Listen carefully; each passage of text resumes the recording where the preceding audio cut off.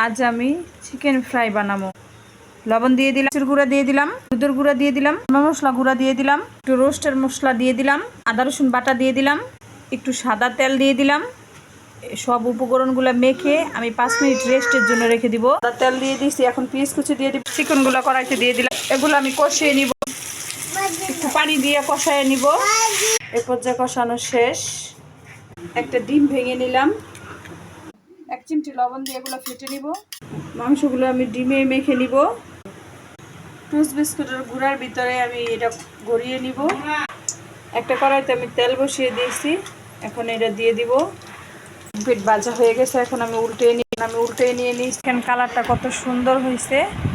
এভাবে আপনারা বানিয়ে খেয়ে দেখবেন। ভুনা খিচুড়ি, পোলাও এর সাথে খেতে পারবেন, শুধু সস দিয়েও খেতে পারবেন।